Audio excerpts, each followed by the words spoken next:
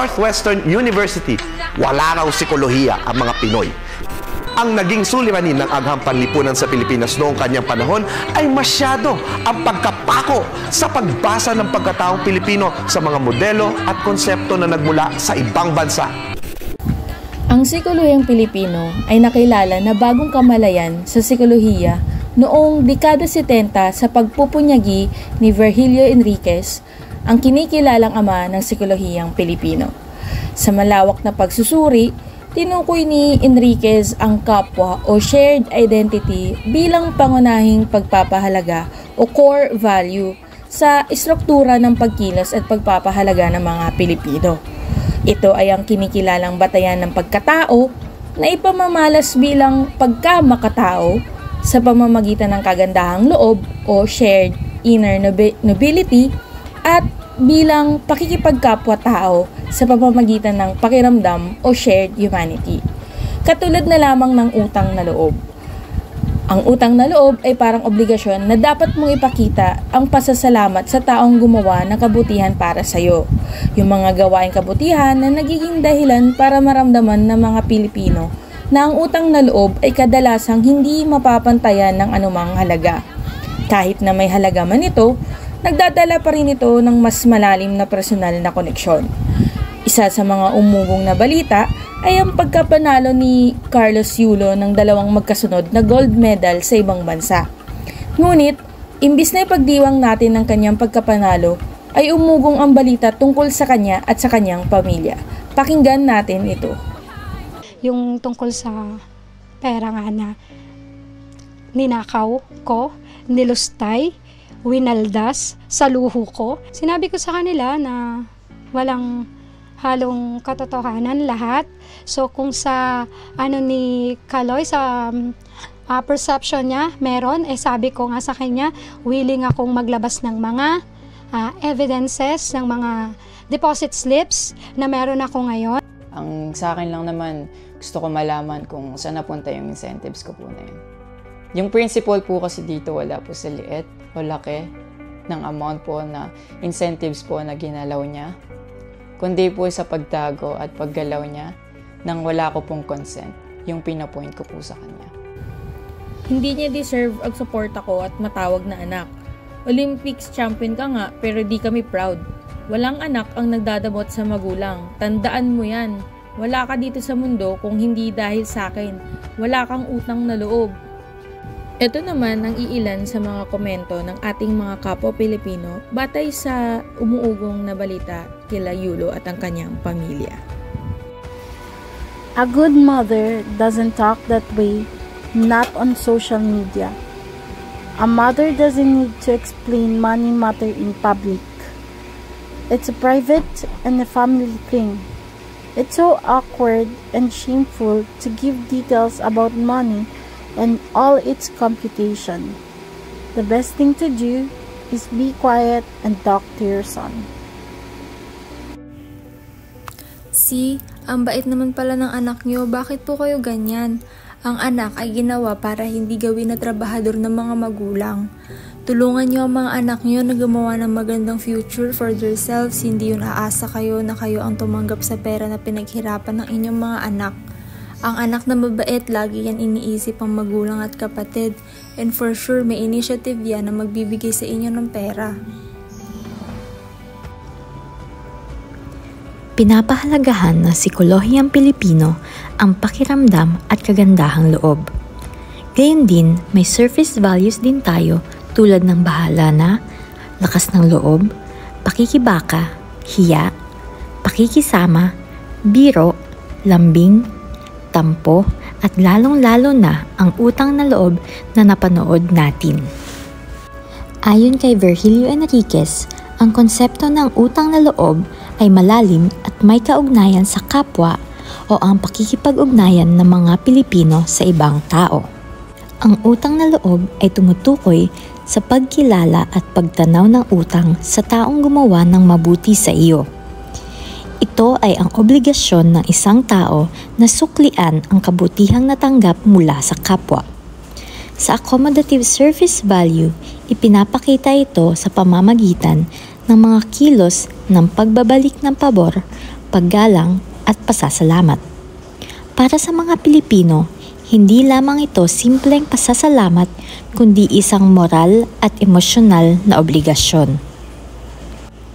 Ang accommodative service value na utang na loob ay nagiging instrumento upang palakasin ang ugnayan sa kapwa.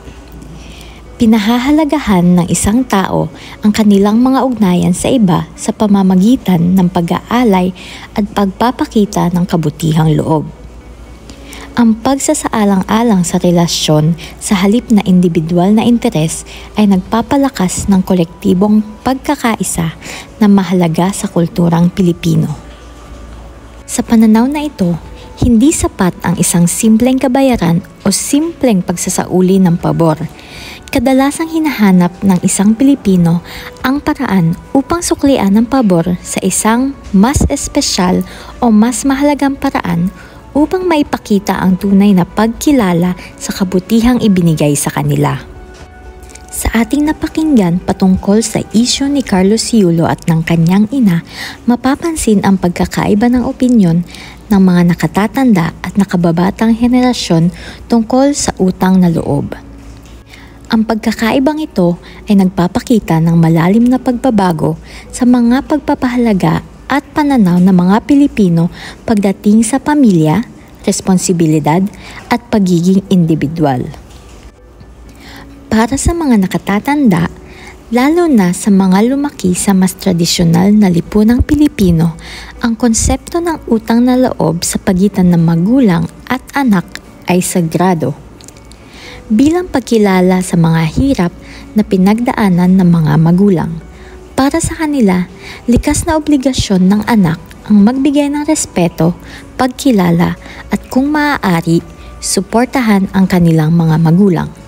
Samantala, ang mga nakababatang henerasyon, lalo na ang mga millennials at Gen Z, ay may mas modernong pananaw patungkol sa utang na loob at sa relasyong magulang-anak.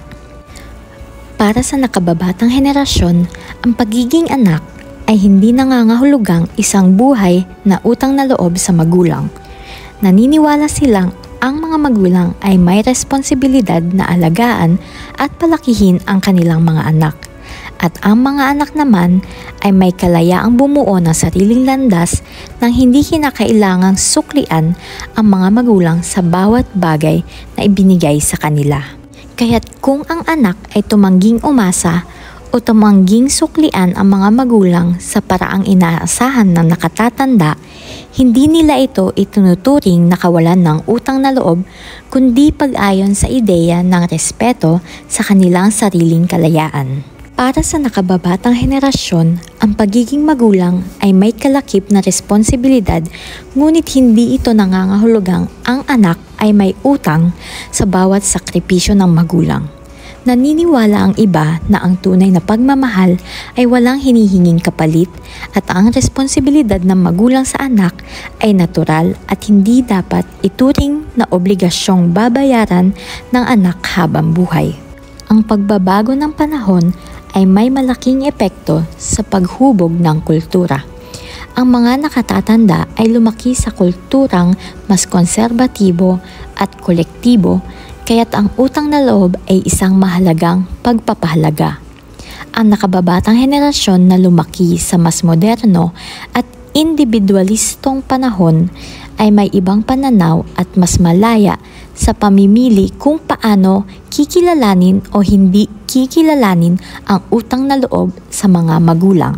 Sa kabuuan, ang pagkakaiba ng opinyon sa utang na loob ay sumasalamin sa pag-usbong ng makabagong pagpapahalaga at pagkakabuo ng individual sa mga kabataan, habang patuloy namang nananatili sa mga nakatatanda ang mas konserbatibong pananaw.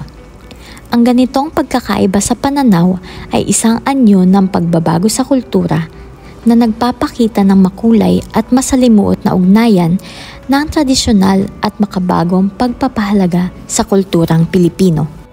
Bagaman nagbabago ang interpretasyon ng core value na kapwa sa bawat henerasyon, hindi natin masasabi na nagbabago ang pangunahing pagpapahalaga ng mga Pilipino. Ang kapwa ay nananatiling pundasyon ng ating pagkakakilanlan bilang Pilipino. Nagbabago lamang ang paraan ng pagpapakita at pagsasabuhay nito ayon sa konteksto ng panahon at mga pangangailangan ng lipunan.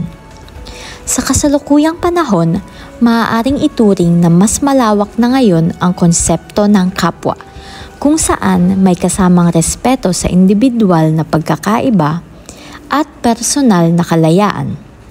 Ang kapwa ay patuloy na mahalaga sa pagbuo ng ugnayan ng mga Pilipino, ngunit ang anyo nito ay sumasabay sa pagbabago ng lipunan at ng ating mundo.